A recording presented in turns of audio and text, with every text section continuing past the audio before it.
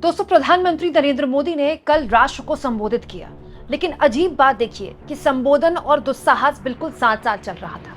प्रधानमंत्री नरेंद्र मोदी के संबोधन में बहुत सी ऐसी बातें हैं जिसके बारे में सरकार का स्टैंड समझ में भी आया, लेकिन बहुत से ऐसे सवाल हैं जिनका जवाब उस संबोधन में नहीं मिला। उस संबोधन का विश्लेषण आप कई जगह सुन चुके होंगे, लेकिन मैं आज संबोधन का विश्लेषण नहीं करने वाली हूँ। मैं संबोधन के बाद, संबोधन के एग्जैक्टली कुछ देर बाद जो हुआ उस पर बात करना चाहती हूँ। दोस्तों, प्रधानमंत्री का संबोधन खत्म हुआ, उसके बाद देश के अलग अलग हिस्सों से कुछ इस तरह की तस्वीरें देखने को मिली हैं। और ये जो खबरें मैं आपको दिखा रही हूँ, ये कोई मेरी अपनी की खबरें नहीं है, ये खबरें पूरे की पूरे मीडिया में छाई हुई है। दोस्तों, प्रधानमंत्री के संबोधन के बाद पत्रिका खबर छापता है, झुंझुनू, जम्मू, सांबा में दिखाई दिए संदिग्ध ड्रोन, सेना ने कहा स्थिति हमारे नियंत्रण में। दोस्तों, आज तक की ये खबर मैं आपको दिखा रही हूँ।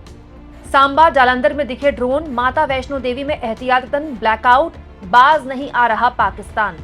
वहीं एबीपी न्यूज की खबर आपको दिखा रही हूँ, पीएम मोदी के संबोधन के बाद सांबा और जालंधर में दिखे ड्रोन, ब्लैकआउट लागू। एक और खबर मैं आपको दिखा रही हूँ दोस्तों, अमर उजाला की, अमृतसर में ब्लैकआउट के कारण इंडिगो का विमान दिल्ली लौटा, कई उड़ानें रद्द।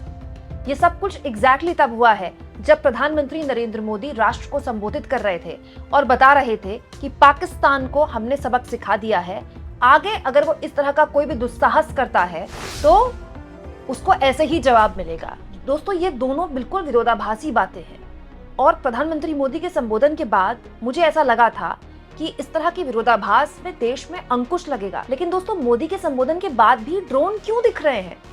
जब सीज फायर हो चुका है और दोनों देश सहमति के साथ उस पर राजी हुए हैं, खुद मोदी ने बताया कि पाकिस्तान की तरफ से पहल की गई, डीजीएमओ द्वारा, वहां के डीजीएमओ द्वारा फोन किया गया और भारत उसके बाद राजी हो गया। और मोदी ने ये भी कहा अपने संबोधन में दोस्तों कि कोई आतंकवादी गतिविधि और सैन्य दुस्साहस नहीं दिखाया जाएगा, पाकिस्तान द्वारा ये कहा गया। तब भारत ने सीज फायर पर विचार किया, जो कि सही है। तो फिर मोदी के ये बात बोलने के तुरंत बाद फिर से पाकिस्तानी दुस्साहस कैसे दिखा रहा है? और उससे भी गंभीर बात दोस्तों, वी आर नॉट पाकिस्तान। हमारे देश के लिए बड़ी अजीब सी स्थिति है कि ये तो ड्रोन आना और ब्लैकआउट होना, उड़ानें रद्द होना, this is not new normal for us. ये हमारे लिए न्यू नॉर्मल नहीं बनना चाहिए और है भी नहीं। ब्लैकआउट होना हमारे देश में बहुत बड़ी बात है दोस्तों। उड़ानें रद्द होना, उड़ान वापस आ जाना, ये बहुत बड़ी बात है, अच्छी बात है, एहतियात के तौर पर ये फैसला लिया गया।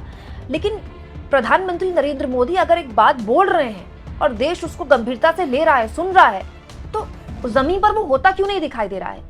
तो प्रधानमंत्री नरेंद्र मोदी ने कहा कि पाकिस्तान से डीजीएमओ का फोन आया और उसके बाद सीज फायर पर विचार किया गया। दोस्तों, हमारी सेना ने पाकिस्तान के घर में घुसकर उसको घुटने पर वो ले आई थी और सिर्फ डीजीएमओ का फोन आया इसलिए हम सीज फायर पर राजी हो गए। ये बात मेरे गले तो नहीं उतर रही, और तब तो और नहीं उतरी जब मोदी ने बात बोली और उसके बाद ड्रोन दिखने लगे। और दोस्तों, ये कोई पहली बार नहीं हो रहा है। जिस दिन सीज फायर का ऐलान हुआ था, याद होगा आपको, जिस दिन सीज फायर का ऐलान हुआ था उसके बाद भी ड्रोन देखे गए थे, याद है ना आपको? मतलब एक ऐसे देश पर हम कैसे भरोसा कर रहे हैं जो बिल्कुल उसी वक्त सीज फायर का सम्मान नहीं कर रहा है जिस वक्त वो खुद सीज फायर के लिए राजी हो रहा है और खुद पहल कर रहा है। अब आ जाते हैं दोस्तों प्रधानमंत्री मोदी के भाषण के उस हिस्से पर जिस पर पूरी देश की निगाह थी। ट्रंप ने मोदी के भाषण से तुरंत पहले एक बयान दे दिया कि भारत और पाकिस्तान से ट्रंप ने कहा था कि वो ट्रेड नहीं करेंगे, व्यापार नहीं करेंगे दोनों मुल्कों से, इसीलिए सीज फायर पर भारत और पाकिस्तान राजी हुए। दोस्तों, जब ट्रंप ने ये बात बोली तो पूरा देश टकटकी लगाए मोदी को सुनना चाह रहा था कि क्या ऐसी कोई बात हुई। लेकिन मोदी ने इस तरह की किसी भी बात पर कोई बयान नहीं दिया, ना ट्रंप का नाम लिया, ना अमेरिका का नाम लिया।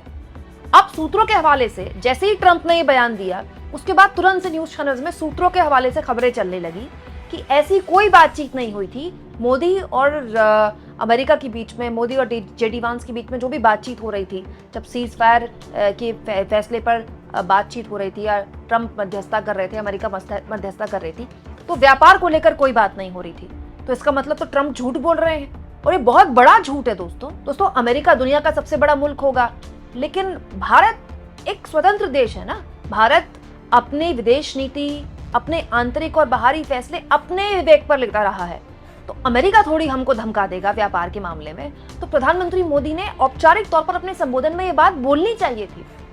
दोस्तों, यहाँ मैं प्रधानमंत्री मोदी की निंदा नहीं कर रही हूँ, मैं इसलिए बोल रही हूँ क्योंकि सीज फायर क्यों हुआ, इसको लेकर देश में किसी भी तरह का भ्रम नहीं होना चाहिए और ये बहुत अच्छा मौका था।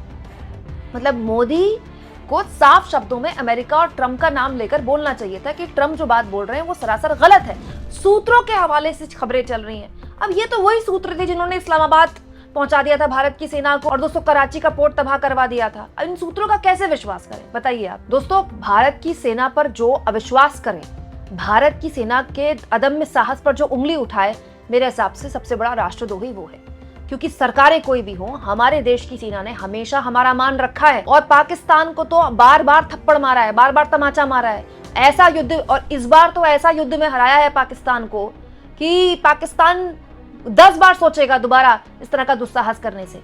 लेकिन बात सिंपल सी ये थी दोस्तों कि जब सूत्रों के हवाले से ही खबर चली, आधिकारिक जानकारी तो आई नहीं, कि सूत्रों के हवाले से खबर चली कि भारत ने, मोदी ने सेना को फ्री हैंड दे दिया है। तो जब सेना को फ्री हैंड दे दिया था तो उसके हैंड क्यों बांधे? दोस्तों ट्रंप जिस तरह की बयानबाजी कर रहे हैं भारत को लेकर, वो किसी भी हाल में अनएक्सेप्टेबल है। ट्रंप ने पहले कहा कि सीज फायर उन्होंने कराया, ऐलान भी उन्होंने किया। उसके बाद सूत्रों के हवाले से खबरें चली कि नहीं, अमेरिका को कोई रोल नहीं था। उसके बाद ट्रंप ने कहा कि कश्मीर के मुद्दे पर हम मीडिएशन करेंगे, फिर वो सूत्रों के हवाले से खबरें चलाई गई।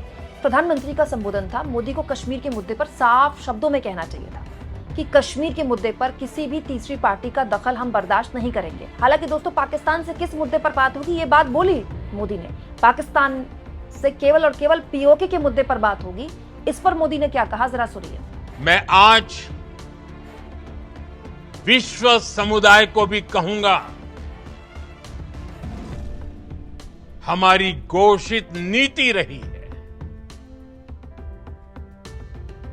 अगर पाकिस्तान से बात होगी तो टेररिज्म पर ही होगी। अगर पाकिस्तान से बात होगी तो पाक ऑक्युपाइड कश्मीर, पीओके, उस पर ही होगी। तो मतलब ये जो बयान है मोदी का दोस्तों, ये मोदी के अमेरिका के जो कश्मीर को लेकर मीडिएशन की बात थी उसका जवाब था। अब इस पर तो केवल हम कयास लगा सकते हैं क्योंकि मोदी ने ना तो अमेरिका का नाम लिया, ना ट्रंप का नाम लिया, ना कश्मीर का नाम लिया, जबकि कश्मीर पर मोदी को स्थिति स्पष्ट करनी चाहिए थी। कश्मीर का मुद्दा हमारा आंतरिक मुद्दा है, कश्मीर हमारा सर का मुकुट है, हमारी आत्मा है कश्मीर। कश्मीर के लोग सड़क पर दहाड़े मारकर रोए हैं जब यह आतंकी हमला हुआ है। कश्मीर के लोग लाल चौक पर भारत माता की जय और हिंदुस्तान जिंदाबाद के नारे लगाते हैं। कश्मीर के लोगों को भी इस आतंकी हमले से उतनी तकलीफ हुई जितनी आपको और मुझको हुई है। तो कश्मीर पर अगर ट्रंप ने ये बात बोली है तो कश्मीर का नाम लेकर मोदी को स्थिति स्पष्ट करनी चाहिए थी, क्योंकि ये मामला किसी भी हाल में हम इंटरनेशनल नहीं होने दे सकते।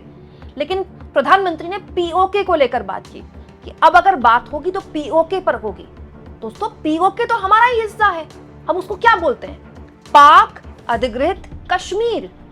भाई पीओके तो हमारा ही है ना, वो तो पाकिस्तान ने कब्जा कर रखा, उसमें बात क्या करनी है। भाई संसद के अंदर तो अमित शाह कई बार पीओके को लेकर बात कर चुके हैं कि जान दे देंगे पीओके के लिए, और बिल्कुल दे देंगे जान। पीओके तो हमारा हिस्सा है, वो तो जिसने कब्जा कर रखा है, उसमें बात क्या करनी है। दोस्तों अमेरिका के राष्ट्रपति डोनाल्ड ट्रंप की जियोपॉलिटिक्स को लेकर कितनी जानकारी है, आप इसी बात से उसका अंदाजा लगा सकते हैं कि वो कहते हैं कि भारत और पाकिस्तान के बीच जो विवाद है वो 1000 साल पुराना है। अच्छा ये बात वो एक बार नहीं बोल रहे, कई बार बोल चुके हैं, बार बार बोल रहे हैं। जब भी वो भारत पाकिस्तान के बीच के तनाव की बात करते हैं तो वो 1000 साल का रट लगाते हैं। मुझे ऐसा लगता है कि उनके आसपास लोगों को उनको जियोपॉलिटिक्स पर थोड़ी ब्रीफ देनी चाहिए। तो ट्रंप की बातों पर हम यकीन नहीं कर सकते क्योंकि ट्रंप को हमने वोट नहीं दिया है, इस देश ने मोदी को चुना है, इस देश ने मोदी पर भरोसा किया है, आज भी करता है। तो मुझे ऐसा लगता है कि इन सभी मामलों में सूत्रों के हवाले से खबरें नहीं चलनी चाहिए। सूत्र जो होते हैं दोस्तों वो बहुत इंपॉर्टेंट जानकारी के लिए होते हैं। सरकार अगर किसी मामले का खंडन कर रही है तो उसको सामने आकर खंडन करना चाहिए। सूत्रों के हवाले से खंडन कैसे हो सकता है, सूत्रों पे हम कैसे भरोसा करें। दोस्तों भारत की एक विदेश नीति रही है, हम अपने आंतरिक मामलों में किसी भी हाल में किसी दूसरी पार्टी का हस्तक्षेप बर्दाश्त नहीं कर सकते। तो प्रधानमंत्री नरेंद्र मोदी के पास एक बहुत शानदार मौका था, इसमें उनको एक स्पष्ट संदेश देना चाहिए था कि कश्मीर के मामले में किसी भी हाल में किसी से बात नहीं होगी।